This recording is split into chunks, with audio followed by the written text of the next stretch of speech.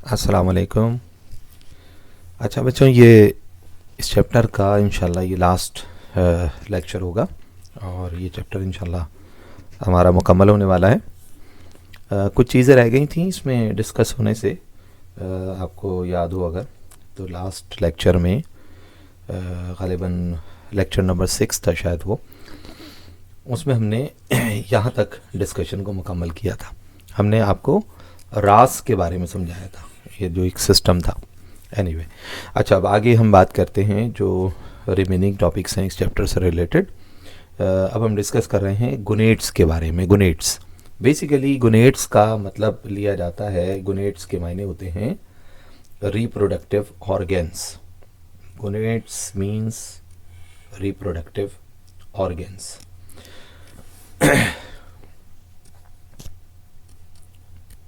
गुनेट का मतलब है रिप्रोडक्टिव ऑर्गेन्स।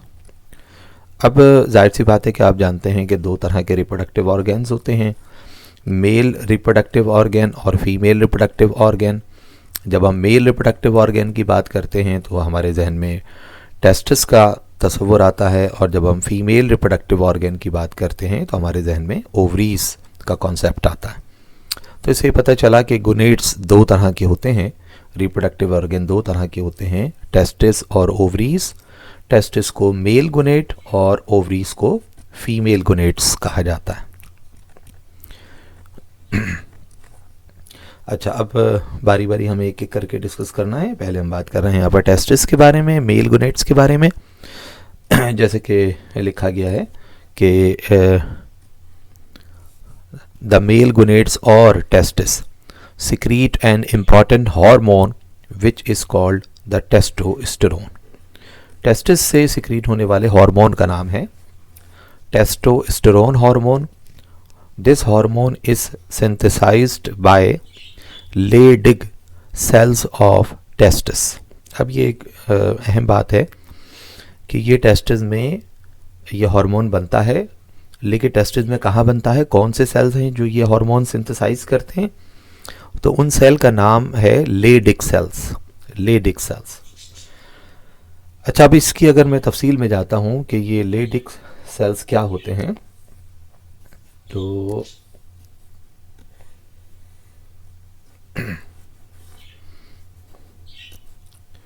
अब देखिए, अगर मैं आपसे ये कहूं कि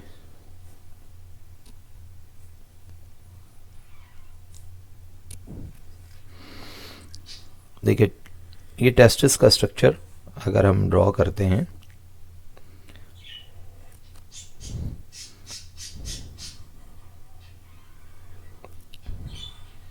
इंटरनली जो टेस्टिस होते हैं वो छोटे छोटे कोन शेप्ड चैम्बर में स्प्लिट हुए हुए होते हैं। ये कोन शेप चैम्बर मैंने बना दिए, और ये जो टेस्टिस में कोन शेप चैम्बर्स होते हैं, इनके अंदर बारीक बारीक डक्ट पाई जाती है।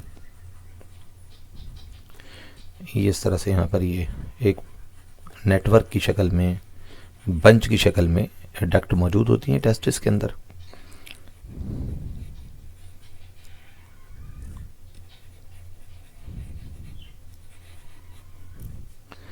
फाइनली जब ये डक्ट टेस्टिस से बाहर आने लगती हैं तो ये वन बाय वन जो है वो गैदर होती चली जाती हैं और एक नेटवर्क की शक्ल में ये यहाँ से बाहर निकलती हैं।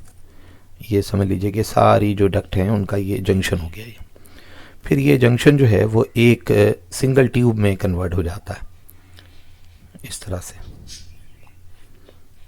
ये टेस्टिस का इस तरह का स्ट्रक्चर होता है। अब मैं थोड़ा सा इसके बारे में आपको बता दूं कि कौन सी चीज़ को क्या कहा जाता है यहाँ पर। अब देखिए, ये मैंने कहा कि भाई ये टेस्टिस। अच्छा, टेस्टिस की स्पेलिंग अगर IS से लिखी जाए तो ये सिंगुलर कंसिडर होगा, और अगर ES से लिखी जाएगी तो प्लूरल कंसिडर होगा।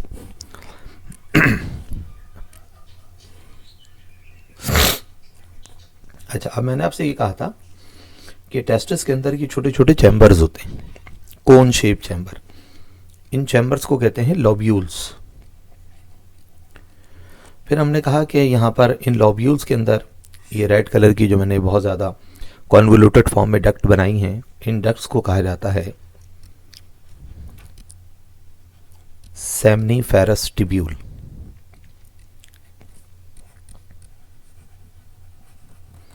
ये सारी डक्ट कलेक्टिवली कहलाती हैं सेमनीफेरस ट्यूब्यूल्स। अब देखिए सेमनीफेरस ट्यूब्यूल के अंदर जर्म सेल पाए जाते हैं और जर्म सेल का काम होता है कि ये स्पर्म प्रोड्यूस करते हैं, यानी मेल गैमेट्स बनाते हैं। अब ये जो सेमनीफेरस ट्यूब्यूल्स है ना, इनके जो बाहर का हिस्सा है, अब जाहिर सी बात है वो बाहर का हिस्सा आप कहेंगे वो लॉब्यूल ही है ना, इस लॉब्यूल के अंदर कुछ स्पेशल टाइप के सेल मौजूद होते हैं। इस जगह पर यहाँ पर पाए जाते हैं सेल।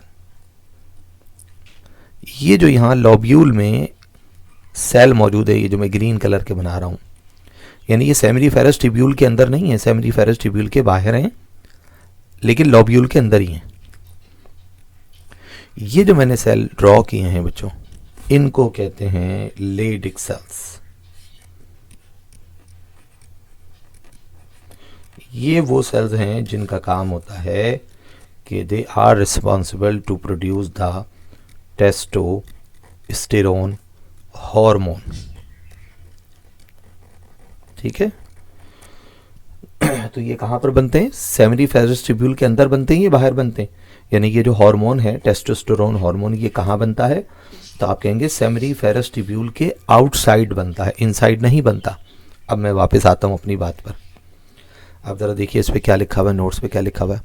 लेडिक सेल्स के बारे में बात हो रही है। ठीक है, these cells are located inside the interstitial tissues between the seminiferous tubule. ये इंटरस्टेशियल टिश्यू कौन से हैं? ये लॉब्यूल जो बताया था, सेमनीफेरस ट्यूब्यूल के बाहर का हिस्सा जो लॉब्यूल है, उस लॉब्यूल में इंटरस्टेशियल टिश्यूज हैं, वहाँ पर ये लेडिक सेल्स पाए जाते हैं। मैंने ग्रीन कलर के जो स्पीसीज में बनाए, खाली जगह में जो मैंने सेल बनाए थे ग्रीन कलर के, वो दरअसल जगह क्या है, उसको हम कहते हैं, वहाँ पर इंटरस्टेशियल टिश्यूज मौजूद हैं। उन टिश्यूज के अंदर लेडिक सेल भी शामिल हैं। तो इनका काम होता है कि ये हार्मोन बनाते हैं।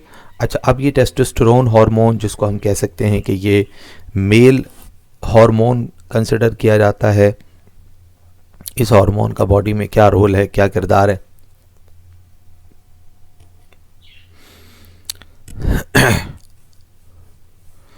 दो काम अंजाम देता है ये हार्मोन हमारी बॉडी में। दो तरह के इफेक्ट्स हैं, एक है एनाबॉलिक और एक है एंडरजेनिक इफेक्ट। पहले हम एनाबॉलिक इफेक्ट्स की बात करते हैं। एनाबॉलिक इफेक्ट्स का मतलब ये लिया जाता है कि ये जो हार्मोन है टेस्टोस्टेरोन हार्मोन, ये हमारी बॉडी में मसल मास को बढ़ाता है। ठीक है, दूसरा मसल स्ट्रेंथ को बढ़ाता है, यानी मसल्स को मजबूत करता है। इंक्रीज बोन डेंसिटी, ठीक है, हड्डियों की डेंसिटी को इंक्रीज करता है। बोन स्ट्रेंथ को बढ़ाता है। ठीक है, ये सब इस हार्मोन के इफेक्ट्स होते हैं। और क्या करता है? लीनियर ग्रोथ करता है। इसके अलावा बोन मैच्योरेशन करता है। ठीक है, ये सारा इसका काम होता है। तो यही वजह है कि जो मेल होते हैं उनकी जो बिल्ट होती है वो फीमेल्स के मुकाबले में ज़्यादा स्ट्रॉन्ग होती है, क्योंकि उनके अंदर मसल्स भी ज़्यादा होते हैं और उनकी जो हड्डियां हैं वो भी ज़्यादा ब्रॉड भी होती हैं। दूसरा ज़्यादा उनमें स्ट्रेंथ भी ज़्यादा होती है, मजबूत भी ज़्यादा। ये सारा जो काम है ये टेस्टोस्टेरोन हार्मोन परफॉर्म करता है। अब दूसरे जो इफेक्ट्स बताए गए, एंडरजेनिक इफेक्ट में क्या क्या चीज़ें शामिल हैं? मैच्योरेशन ऑफ सेक्स ऑर्गन, ठीक है, सेक्स ऑर्गन को ये मैच्योर करता है। Formation of scrotum in foetus किसे कहते हैं? एम्ब्रियो को कहते हैं। जब इंसान एम्ब्रियोनिक स्टेज के अंदर होता है तो उस वक्त ये फीटस जो होता है उसके अंदर जो टेस्टिस होते हैं वो एक पाउच के अंदर इनक्लोज्ड होते हैं ना। तो टेस्टिस जिस पाउच में इनक्लोज्ड होते हैं उस पाउच को स्क्रोटम कहते हैं। तो जब इंसान एम्ब्रियोनिक स्टेज से गुजर रहा होता है और मेल फीटस होता है तो उस फीटस में जब टेस्टिस बन जाते हैं तो उनको एक पाउच में बंद करना होता है। उस पाउच का नाम है स्क्रोटम। तो ये जो स्क्रोटम की फॉर्मेशन है ये टेस्टोस्टेरोन हार्मोन करता है। यानी ये हार्मोन का वो जो काम है ये दरअसल इसका पैदाइश से पहले, इंसान की बर्थ से पहले ये काम है इसका। इसके अलावा पैदाइश के बाद जो काम है वो क्या है, डीपनिंग ऑफ वॉइस। जब इंसान चाइल्डहुड से एडल्टहुड में आता है, मेल ह्यूमन बीइंग, तो आवाज़ जो है वो उसकी भारी होना शुरू हो जाती है, तो इसको डीपनिंग ऑफ वॉइस, आवाज़ का भारीपन। इसके अलावा growth of facial and axillary hair, body के अंदर हेयर की डेवलपमेंट को बढ़ाता है। ये टेस्टोस्टेरोन हार्मोन के बॉडी में फंक्शन है। ओवरऑल बात ये हो गई कि टेस्टोस्टेरोन जो है वो कुछ एनाबॉलिक इफेक्ट पैदा करता है और कुछ एंड्रोजेनिक इफेक्ट्स पैदा करता है, एंड्रोजेनिक इफेक्ट्स पैदा करता है। तो उसकी डिटेल ये हमारे पास ये आ चुकी है। अब हम बात कर रहे हैं ओवरीज की, फीमेल गोनेड्स की। The ovaries secrete 2 hormones, ovaries 2 hormone produce करती हैं। एक हार्मोन का नाम है ईस्ट्रोजन हार्मोन और दूसरे हार्मोन का नाम है प्रोजेस्टेरोन हार्मोन। बारी बारी दोनों हार्मोन के फंक्शन हमें देख रहे हैं। ईस्ट्रोजन हार्मोन क्या क्या काम अंजाम देता है? It maintains female reproductive system and development of secondary sexual characteristics in females. Females में जितने भी सेकेंडरी सेक्सुअल कैरेक्टरिस्टिक्स होते हैं, ये सारे के सारे जो है ये ईस्ट्रोजन हार्मोन प्रोड्यूस करता है। अब उनमें क्या क्या चीज़ें आ जाती हैं? फीमेल सेकेंडरी या फीमेल सेक्सुअल कैरेक्टर्स क्या होते हैं? ब्रेस्ट डेवलपमेंट, ये इसका काम है। फैट एक्यूमुलेशन, बॉडी में फैट डिपोजिशन को बढ़ा देता है, स्किन के नीचे फैट डिपोजिशन बढ़ जाती है। Armpits and pubic hair, armpit और प्यूबिक हेयर की डेवलपमेंट को इन्हेंस करता है। एक वर्ड यहाँ लिखा हुआ है मेनार्च। मेनार्च का मतलब होता है इनिशिएशन ऑफ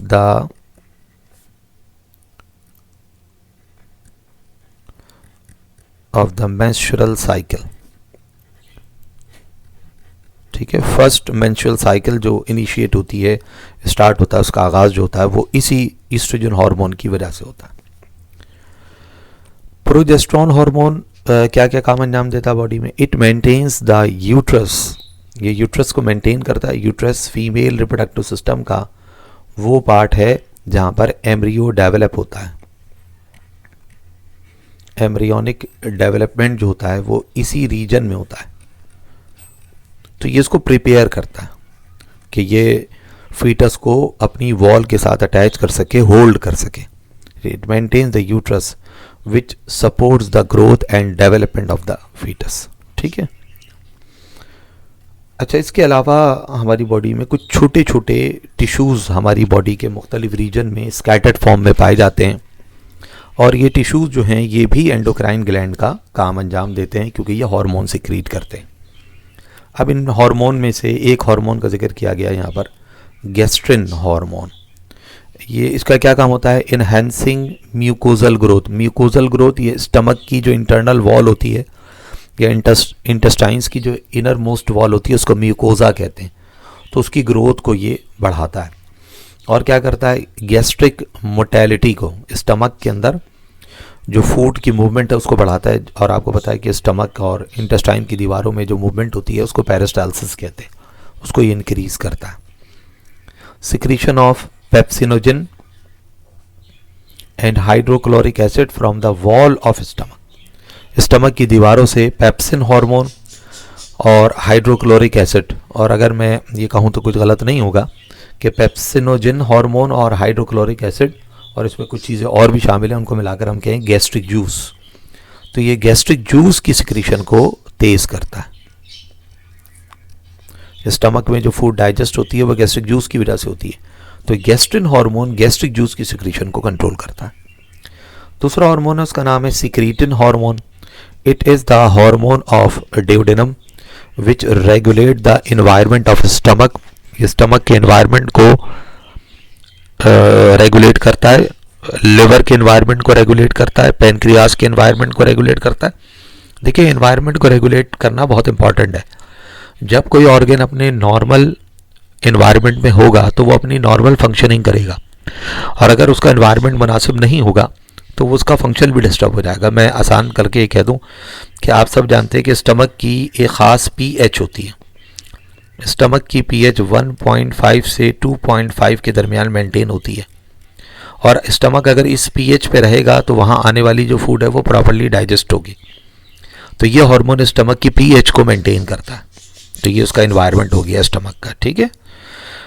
कोलिसिस्टोकाइनिन सीसीके उसका एब्रीविएशन में कहा जाता है। ये भी बड़ा इंपॉर्टेंट हार्मोन है, ये भी ड्यूडेनम में ही प्रोड्यूस होता है, ठीक है। जैसे कि हमने कहा secretin hormone, hormone of duodenum, duodenum की दीवारों में बनता है, ऐसे ही कोलिसिस्टोकाइनिन हार्मोन भी ड्यूडेनम में ही बनता है। क्या काम करता है? It stimulate the gall bladder to secrete the bile juice. ये गॉल ब्लैडर को स्टिमुलेट करता है। गॉल ब्लैडर लिवर के साथ अटैच होता है, जिसमें लिवर का बनाया हुआ बाइल जूस स्टोर होता है। तो लिवर ने जितना बाइल जूस बनाया है और वो गॉल ब्लैडर पे स्टोर कर दिया है, तो जब फूड आती है ड्यूडेनम के अंदर तो फूड को डाइजेस्ट करने के लिए बाइल जूस की नीड होती है। तो ये हार्मोन जो है कोलिसिस्टोकाइनिन सीसीके, ये गॉल ब्लैडर को स्टिमुलेट करेगा कि वो बाइल जूस बना के ड्यूडेनम में ट्रांसफ़र करे ताकि फूड डाइजेस्ट की जा सके। और जितनी ज़्यादा हम फैटी डाइट इनटेक करते हैं, ठीक है, ड्यूडेनम में जैसी फूड आ रही है उस फूड में जितना ज़्यादा फैट्स होता है उतना ही ज़्यादा कोलिसिस्टोकाइनिन हार्मोन बनेगा और उतना ही ज़्यादा बाइल जूस भी आएगा। क्योंकि आप फर्स्ट ईयर में पढ़ चुके हैं कि बाइल जूस के अंदर बाइल सॉल्ट्स होते हैं जो फैट इमल्सिफिकेशन करते हैं। तो ज़्यादा फैट का मतलब है ज़्यादा बाइल जूस की नीड है, ज़्यादा बाइल जूस की ज़रूरत का मतलब है सीसीके भी ज़्यादा बनेगा, तभी बाइल जूस भी ज़्यादा सिक्रीट होगा। और क्या काम करता है? It also stimulate the pancreas to release digestive enzyme. मतलब आप ये समझ लीजिए कि ड्यूडेनम में पूरा जो डाइजेस्टिव प्रोसेस है उसमें सीसीके का बड़ा इंपॉर्टेंट रोल है, क्योंकि ड्यूडेनम में जो फूड डाइजेस्ट हो रही है उसमें बाइल जूस काम कर रहा है और पैनक्रियाटिक जूस काम कर रहा है। तो पैनक्रियाटिक जूस की सिक्रीशन को भी ये हार्मोन कंट्रोल कर रहा है सीसीके, और बाइल जूस को की सिक्रीशन को भी सीसीके कंट्रोल करता है। एक हार्मोन है, इसका नाम है रेनिन। रेनिन हार्मोन जो है it regulate the blood pressure and it is secreted from the kidneys. वो हमने अभी लास्ट लेक्चर में जो राज आपको समझाया था, रेनिन एंजियोटेंसिनोजन एल्डोस्टेरोन सिस्टम जो समझाया गया था, तो ये वही वाली बात है। रेनिन हार्मोन जो किडनी से सिक्रीट होता है, जो ब्लड प्रेशर को कंट्रोल करता है। एरिथ्रोपोइटिन, एरिथ्रोपोइटिन हार्मोन ये भी किडनी से सिक्रीट होता है, it is also secreted from the kidneys, और ये बोन मैरो में आरबीसीज की सिंथेसिस को बढ़ाता है, ठीक है। ध्यान में रखिएगा, ब्लड के अंदर 3 टाइप के सेल पाए जाते हैं। एक होते हैं आरबीसी, दूसरे होते हैं डब्ल्यूबीसीज, तीसरे होते हैं प्लेटलेट्स। अच्छा, बाद लोग ये कहते हैं कि सेल 2 टाइप के होते हैं ब्लड में, एक होते हैं आरबीसी, दूसरे होते हैं डब्ल्यूबीसी। प्लेटलेट्स को सेल फ्रेगमेंट्स कहा जाता है, तो मैंने कहा इसलिए इसकी भी थोड़ी सी वजाहत कर दूं। मुकम्मल सेल नहीं होते ये, सेल के टुकड़े होते हैं, फ्रेगमेंट्स होते हैं। ये बोन मैरो में एक बड़े साइज़ का सेल बनता है, उसे मेगा कैरियोसाइट कहा जाता है। वो टुकड़ों टुकड़ों में तकसीम होता चला जाता है और उसके जो टुकड़े होते हैं उनको प्लेटलेट्स कहा जाता है, जो ब्लड सर्कुलेशन में आते हैं, जो ब्लड कोगुलेशन या ब्लड क्लॉटिंग में हेल्प करते हैं। बेसिकली जो हमारे ब्लड में ये 3 इक़साम के सेल या सेल फ्रेगमेंट की हमने बात की, आरबीसी, डब्ल्यूबीसी, ये सब बोन मैरो में ही सिंथेसाइज होते हैं ना। तो ये बोन मैरो में इनिशियली जो सेल्स होते हैं जिनको हीमोपोइटिक टिश्यूज़ कहा जाता है, ये सब सेम होते हैं, लेकिन ये डिफ्रेंशिएट होते हैं। इनमें से बाज़ हीमोपोइटिक टिश्यू आरबीसीज बनाते हैं, बाज़ जो हैं वो डब्ल्यूबीसीज में कन्वर्ट होते हैं, कुछ मेगा कैरियोसाइट बनाते हैं, और मेगा कैरियोसाइट मैंने भी आपको बताया कि प्लेटलेट्स बनाता है। तो हीमोपोइटिक टिश्यू को आरबीसी बनाने पर मजबूर करने वाला जो हार्मोन है, उस हार्मोन का नाम क्या है? एरिथ्रोपोइटिन। प्रोस्टाग्लैंडिन्स, ये भी कुछ हार्मोन्स हैं। It is a group of localised hormones which provide protection during infection. देखिए, ये प्रोस्टाग्लैंडिन जो है इनका बड़ा इंपॉर्टेंट रोल होता है। ये बेसिकली हमारी बॉडी में इन्फ्लामेशन कॉज करते हैं, यानी जहाँ पर भी टिश्यू डैमेज होंगे वहाँ प्रोस्टाग्लैंडिन हार्मोन बनेगा। इसीलिए कह रहे हैं लोकलाइज्ड हार्मोन है, कहीं भी बन जाता है ये। जहाँ टिश्यू डैमेज होंगे, हड्डी टूटेगी वहाँ बन जाएंगे। मसल डैमेज होंगे वहाँ पर बन जाएंगे, ठीक है। तो वहाँ पर इन्फ्लामेशन होती है, और इन्फ्लामेशन में बहुत सारी चीज़ें शामिल हैं, उनमें एक अहम चीज़ है पेन। तो इसीलिए क्या होता है कि जितनी भी पेन किलर्स होती हैं वो बेसिकली हमारी बॉडी में यही काम करती हैं कि वो प्रोस्टाग्लैंडिन की प्रोडक्शन को रोक देती हैं। यानी आप चाहे वो पैरासीटामॉल की बात कर लें, चाहे वो एस्प्रिन की बात कर रहे हैं, तो जितनी पेन किलर्स हैं इनका बॉडी में रोल क्या होता है, दे इनहिबिट इनहिबिशन ऑफ प्रोस्टाग्लैंडिन्स। जब प्रोस्टाग्लैंडिन ही नहीं बनेंगे तो इसका मतलब इन्फ्लेमेशन नहीं होगी और पेन भी नहीं होगा। तो इसलिए हमें पेन में आराम आ जाता है जब हम कोई पेन किलर का इस्तेमाल करते हैं। एक हार्मोन है hormone secreted by placenta, placenta से सिक्रेट होने वाले हार्मोन। प्लेसेंटा आपको पता है कि जब एम्ब्रियो बन जाता है, एग फर्टिलाइज्ड हो जाता है, वो एम्ब्रियो बन जाता है, तो वो एम्ब्रियो जो होता है जब यूट्रस की वॉल के साथ आकर अटैच होता है तो यूट्रस की दीवार के साथ प्लेसेंटा बनना शुरू हो जाता है। तो प्लेसेंटा बनने के बाद दो हार्मोन बनाता है, एक का नाम है ह्यूमन कोरियोनिक गोनाडोट्रोपिन, इसको HCG भी कहते हैं, और दूसरा हार्मोन है प्रोजेस्टेरोन। तो प्रोजेस्टेरोन हार्मोन अभी आपने देखा था कि ये ओवरीज भी बनाती है ना, ठीक है, लेकिन प्रोजेस्टेरोन हार्मोन प्लेसेंटा भी बनाता है, क्योंकि प्रोजेस्टेरोन हार्मोन जो है यूट्रस को मेंटेन करता है ना, और ये वही जगह है जहाँ पर एम्ब्रियो जो है वो मदर की बॉडी के साथ अटैच होता है। तो वो एम्ब्रियो अपनी हिफाजत तो खुद करने का इंतजाम भी करता है प्रोजेस्टेरोन हार्मोन सिंथेसाइज करके। Both of these hormone maintain the pregnancy. ये दोनों हार्मोन का रोल क्या है कि प्रेगनेंसी को ये मेंटेन करते हैं, मैनेज करते हैं। Endorphin, endorphin hormone it is secreted from the brain and it is involved in pain relief. दर्द में आराम के लिए ये हार्मोन ब्रेन खुद बनाता है। Atrial natriuretic hormone it is secreted from the heart, यानी जो हार्ट है हमारा, ये इसके टिश्यूज भी, इसकी दीवारों के अंदर भी हार्मोन बनते हैं, जैसे कि ये एट्रियल नाइट्रियूरेटिक हार्मोन का जिक्र है। It increases salt and water excretion to reduce blood pressure. तो बेसिकली इसका काम क्या है, ये हमारी बॉडी से यूरिनेशन के ज़रिए, ये हार्मोन जो है यूरिनेशन के ज़रिए सॉल्ट को भी रिलीज़ करता है और वाटर को भी रिलीज़ करता है। जब बॉडी में सॉल्ट कम होता है तो ब्लड प्रेशर डाउन होता है, जब हमारी बॉडी से यूरिन की शक्ल में पानी निकल जाता है तो भी ब्लड प्रेशर डाउन होता है। तो ये एट्रियल नाइट्रियूरेटिक हार्मोन जो होता है, इसका काम है कि ब्लड प्रेशर को मेंटेन या मैनेज करने में हेल्प करता है। अच्छा, जितने भी हार्मोन्स हैं उनकी जो सिक्रीशन को रेगुलेट किया जाता है ना हमारी बॉडी में, वो फीडबैक के ज़रिए किया जाता है। The hormone action is regulated by feedback mechanism. अब ये फीडबैक मैकेनिज्म दो तरह के होता है हमारी बॉडी में, एक होता है नेगेटिव फीडबैक और एक होता है पॉजिटिव फीडबैक। देखिए, नेगेटिव फीडबैक में ये होता है कि हार्मोन का लेवल बढ़ेगा तो बॉडी में जो भी चेंज आ रहा है वो चेंज जो है वो कम होने लगेगा।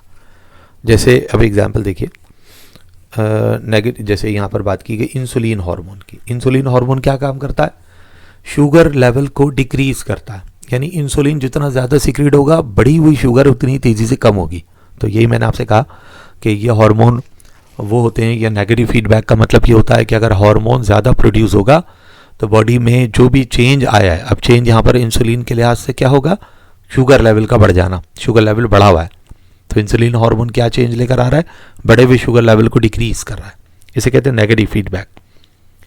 जबकि पॉजिटिव फीडबैक में ये होता है कि ई की जैसे सिमिलर इफेक्ट प्रोड्यूस किया जाता है बॉडी में, series of similar effect is produce in the body, इसे पॉजिटिव फीडबैक कहते हैं। और इसकी जो बेहतरीन एग्जाम्पल है वो है during the child birth oxytocin, ये एक हार्मोन आप जानते हैं, oxytocin hormone results in uterine contraction, और हम पढ़ चुके हैं पीछे इसी चैप्टर के अंदर, यूट्राइन कॉन्ट्रैक्शन को लेबर कहा जाता है, जिसकी वजह से फीटस डिलीवर होता है। तो ये ऑक्सीटोसिन हार्मोन की वजह से यूट्रस में कॉन्ट्रैक्शन पैदा होती है। लेकिन अब ऐसा है कि देखिए, ऑक्सीटोसिन हार्मोन सिक्रीट हुआ, उसने क्या किया, यूट्रस को कॉन्ट्रैक्शन की, लेबर प्रोड्यूस किया, और लेबर प्रोड्यूस करने की इंफॉर्मेशन पिट्यूटरी ग्लैंड को मिलेगी तो पिट्यूटरी ग्लैंड क्या करेगा, मज़ीद और ऑक्सीटोसिन सिक्रीट करेगा। फिर मज़ीद और ऑक्सीटोसिन जब ब्लड के ज़रिए यूट्रस पे पहुंचेगा तो मज़ीद उसको वो कॉन्ट्रैक्ट करेगा, फिर इस कॉन्ट्रैक्शन की इंफॉर्मेशन ऑक्सीटोसिन तक पहुंचेगी, फिर ये मज़ीद और सिक्रीट, तो ये एक चेन रिएक्शन शुरू हो जाता है। तो पॉजिटिव फीडबैक का मतलब होता है चेन रिएक्शन। तो ये सिलसिला कब तक जारी रहेगा, जब तक कि फीटस डिलीवर नहीं हो जाता। तो uterine contraction and uterine contraction stimulate the secretion of oxytocin, जो मैंने आपको बताया कि ऑक्सीटोसिन की वजह से यूट्राइन कॉन्ट्रैक्शन होती है, यूट्राइन कॉन्ट्रैक्शन की वजह से ऑक्सीटोसिन सिक्रीट होता है। इसके अलावा यही हार्मोन जो है ये मिल्क सिक्रीशन को भी स्टिमुलेट करता है, मेमरी ग्लैंड से मिल्क सिक्रीशन को भी ये कंट्रोल करता है। तो मेमरी ग्लैंड जब मिल्क सिक्रीट करने लगते हैं तो उसकी वजह से क्या होता है कि ऑक्सीटोसिन हार्मोन की वजह से ये इनिशिएट होता है, और फिर जब जैसे जैसे मिल्क सिक्रीट होता रहता है वैसे वैसे मज़ीद और ऑक्सीटोसिन सिक्रीट होता रहता है, जो मिल्क सिक्रीशन को मज़ीद जो है वो स्टिमुलेट या इन्हांस करता चला जाता है। ठीक है जी, तो इसके साथ ही हमारा ये चैप्टर अपने इख्तिताम को पहुँचा। इंशाल्लाह नेक्स्ट लेक्चर में नया चैप्टर स्टार्ट करेंगे। फ़ी अमानिल्लाह, अल्लाह हाफ़िज़।